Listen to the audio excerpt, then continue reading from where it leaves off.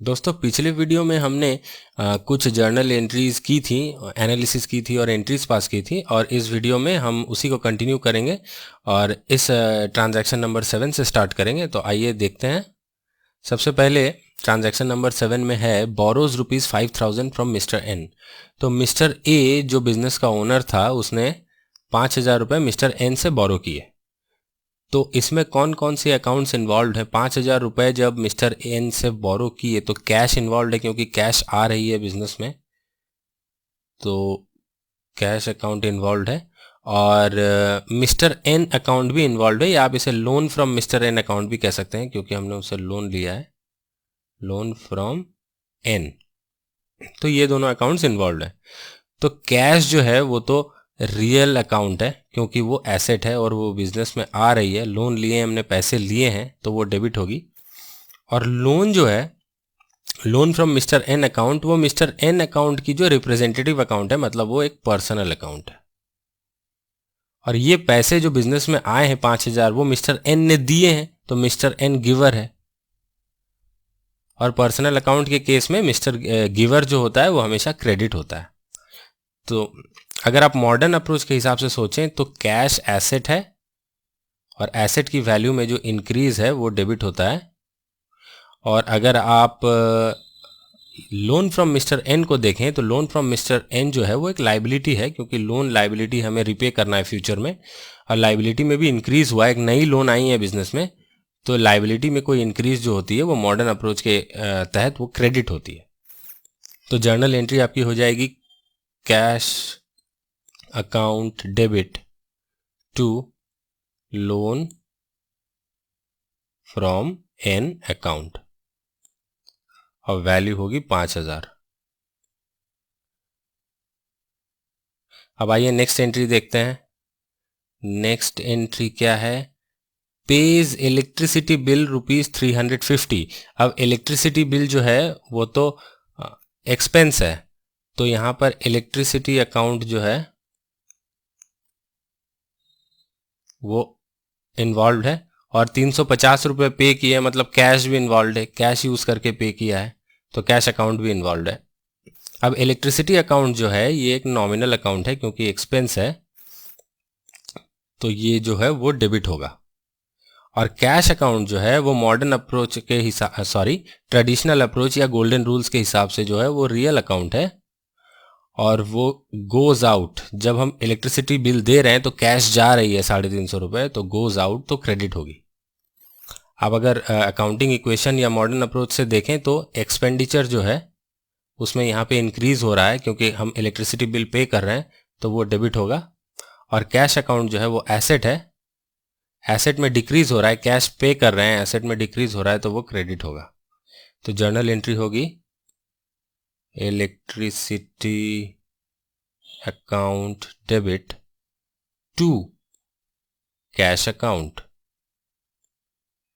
और वैल्यू है 350।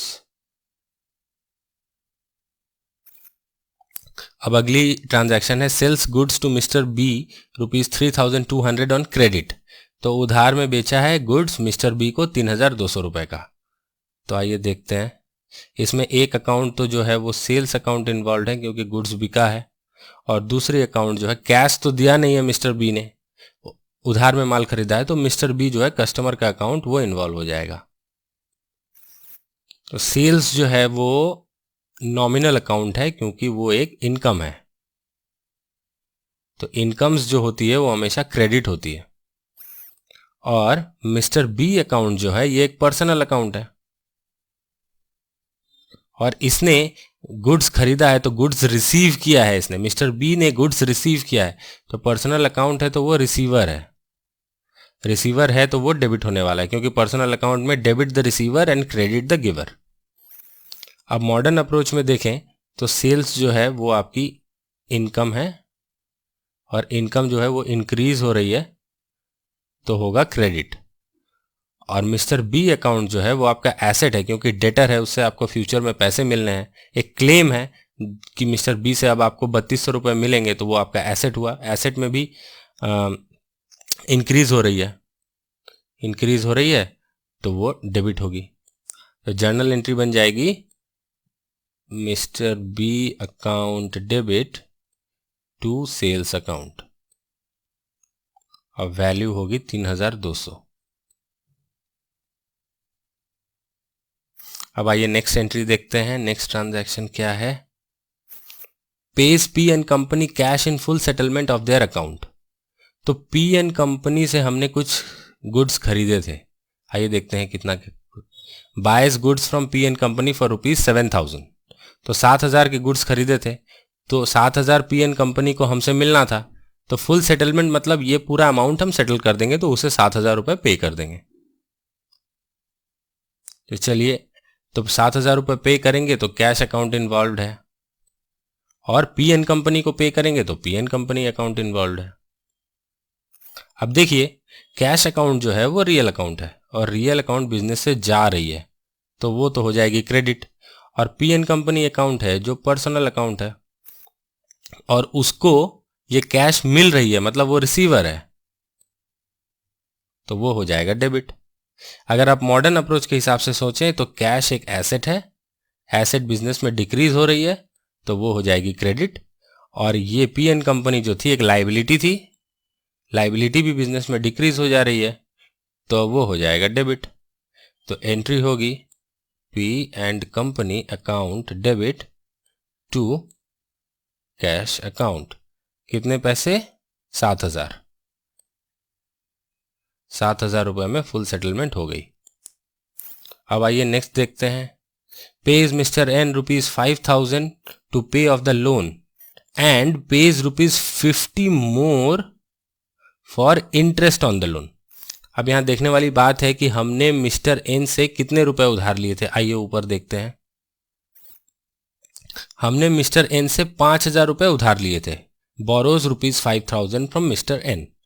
अब हम उसे चुका कितना रहे हैं? हम चुका रहे हैं 5,000, तो चुका ही रहे हैं उसको, लोन चुका रहे हैं, और 50 रुपये उसे इंटरेस्ट भी दे रहे हैं लोन पे। तो यहाँ पे 3 अकाउंट्स इन्वॉल्व होगी। पहला, हमने टोटल पेमेंट कितनी की? 5,000 प्लस 50 रुपये, 5,000 50 रुपये। तो पहला जो इन्वॉल्वमेंट है वो कैश अकाउंट का है, और उसकी वैल्यू होगी 5,000 50 रुपये, क्योंकि टोटल हमने 5,050 रुपीज़ पेमेंट की है।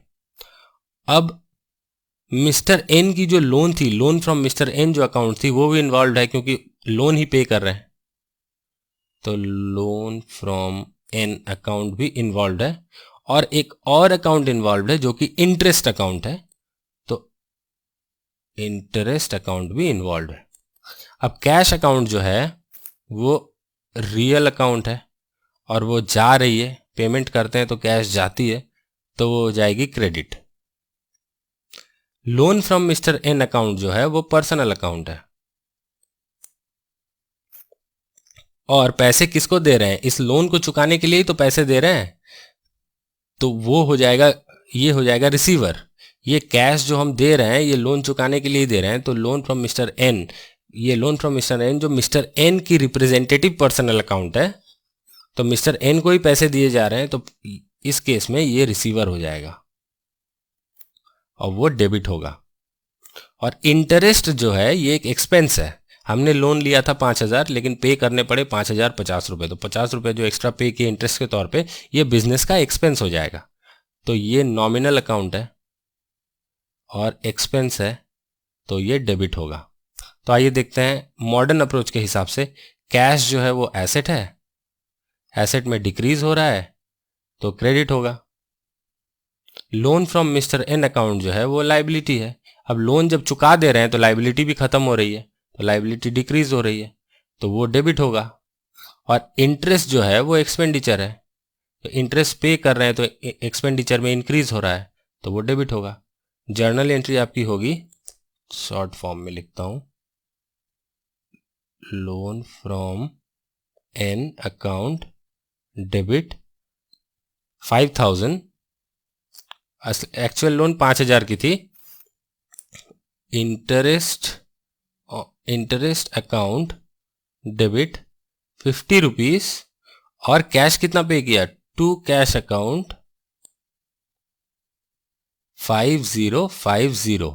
देखो डेबिट और क्रेडिट जो है वो सेम हो गया। डेबिट में 5000 और 50 रुपीज़ 5050 और क्रेडिट में कैश 5050, तो डेबिट और क्रेडिट जो है सेम हो गया। इस तरह के जर्नल को जिसमें एक से ज़्यादा डेबिट या एक से ज़्यादा क्रेडिट होते हैं इसे कंपाउंड जर्नल भी कहते हैं। तो इस जर्नल को क्या कहते हैं? Compound journal. आइए अब अगली ट्रांजैक्शन देखते हैं। Mister B returns goods ₹500। Mister B ने जो गुड्स खरीदी थी उसमें से 500 रुपए की गुड्स जो है वो रिटर्न कर दी। तो चलिए इसकी भी एंट्री बना लेते हैं। कौन कौन से अकाउंट्स इन्वॉल्व हैं? पहली अकाउंट जो इन्वॉल्व है वो है सेल्स रिटर्न। हमने मिस्टर बी को गुड्स सेल की थी, अब वो जब रिटर्न कर रहा है तो सेल्स रिटर्न अकाउंट इन्वॉल्व होगी। और जो 500 रुपए वो जैसे ही उसने गुड्स लौटा दिए तो उसकी उधारी कम गई, तो मिस्टर बी के अकाउंट को भी 500 रुपए से एडजस्ट करना पड़ेगा, तो मिस्टर बी का अकाउंट भी इन्वॉल्व होगा। तो आइए देखते हैं सेल्स रिटर्न अकाउंट जो है, जैसे सेल्स हमारी इनकम है तो ठीक उसका उल्टा सेल्स रिटर्न अकाउंट जो है हमारी एक्सपेंस हो जाएगी।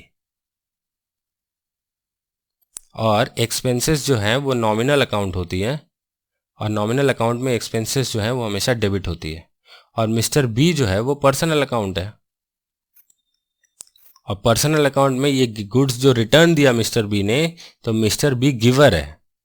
मिस्टर बी गिवर, उसने रिटर्न दिए, ही इज द गिवर, तो वो क्रेडिट हो जाएगा। मॉडर्न अप्रोच के हिसाब से mister B sales return account जो है वो एक एक्सपेंडिचर है, और एक्सपेंडिचर में इंक्रीज हो रहा है क्योंकि सेल्स रिटर्न हो रही है तो हमारी एक्सपेंसेस बढ़ रही हैं।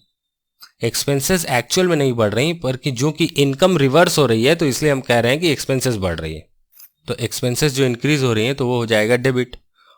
और mister B account, mister B जो हमारा कस्टमर था वो हमारा एसेट था, तो एसेट में भी डिक्रीज हो रहा है क्योंकि जो हमें उससे पैसे मिलने थे वो अब 500 रुपए कम मिलेंगे क्योंकि 500 का सामान तो उसने लौटा दिया। तो एसेट में जो डिक्रीज हो रहा है वो हो जाएगा क्रेडिट।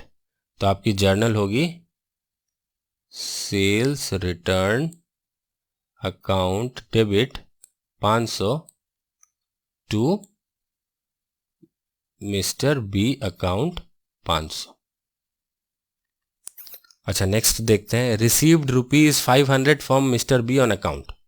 अब देखिए, किसी कस्टमर ने अगर हमसे कुछ सामान लिया हो तो और अगर उसने उधार में लिया हो, जैसे कि मिस्टर बी ने लिया था, तो ऐसा तो हो ही सकता है कि वो पूरे पैसे एक बार में ना दे, थोड़े थोड़े करके दे।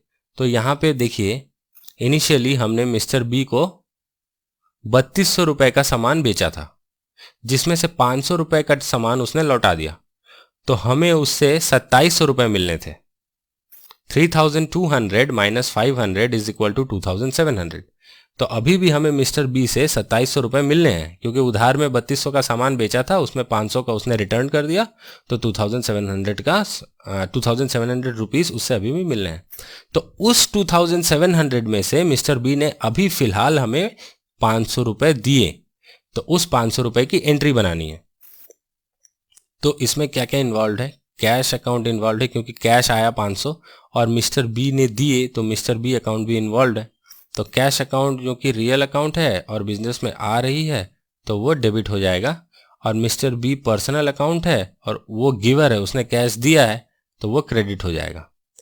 सिमिलरली मॉडर्न अप्रोच में कैश जो है वो एसेट है, एसेट में इंक्रीज हो रही है तो वो डेबिट हो जाएगा। और मिस्टर बी अकाउंट जो है वो हमारा कस्टमर था, वो भी एसेट था, एसेट में आपकी डिक्रीज हो रही है, डेटर की वैल्यू में उसने पैसे दिए तो डेटर की वैल्यू जो है डिक्रीज हो गई, तो वो क्रेडिट हो जाएगा। तो जर्नल एंट्री होगी cash account debit to mister B account, और वैल्यू होगी 500। अब आइए नेक्स्ट एंट्री देखते हैं, लास्ट एंट्री। लास्ट एंट्री है buys goods from mister S for cash ₹5000। तो चलिए ये एंट्री देख लेते हैं। मिस्टर एस से 5000 रुपए की सामान खरीद ली, तो इसमें तो परचेज अकाउंट जो है वो इन्वॉल्व है क्योंकि परचेज हुआ है, बाय किया है गुड्स को, और कैश में बाय किया है तो कैश अकाउंट भी इन्वॉल्व हो जाएगी। तो परचेज अकाउंट जो कि एक नॉमिनल अकाउंट है क्योंकि वो एक्सपेंस है तो वो डेबिट होगी, और कैश अकाउंट जो कि रियल अकाउंट है क्योंकि एसेट है और परचेज जो कर रहे हैं तो 5,000 रुपये हमने पे किए हैं तो एसेट की वैल्यू में जो है डिक्रीज हो रहा है, तो क्योंकि कैश बाहर जा रहा है, कैश गोज आउट, तो वो क्रेडिट होगी। अगर आप मॉडर्न अप्रोच के हिसाब से देखें तो भी परचेज जो है वो एक एक्सपेंडिचर है जिसमें इंक्रीज हो रहा है तो वो हो जाएगी डेबिट, और कैश जो है वो एक एसेट है और कैश पे किए हैं उसमें डिक्रीज हो रहा है तो वो हो जाएगी क्रेडिट, और आपकी जर्नल एंट्री होगी purchase account debit to cash account 5,000। दोस्तों इस पार्ट में इतना ही। इसके अगले पार्ट में मैं सारी अकाउंट्स की जो है वो लेजर, इन सारी जर्नल एंट्रीज की जो है वो लेजर अकाउंट्स बनाऊंगा और फिर हम उसे बैलेंस करके ट्रायल बैलेंस बनाने की कोशिश करेंगे। दोस्तों अगर आपको ये वीडियो पसंद आया तो कृपया इसे लाइक करें, अपने सुझाव ज़रूर कमेंट करें, और अगर आपने अभी तक मेरा चैनल को सब्सक्राइब नहीं किया है तो प्लीज़ इसे सब्सक्राइब करें क्योंकि मैं फ्यूचर में आपके लिए ऐसी वीडियोस लाता रहूँगा। धन्यवाद।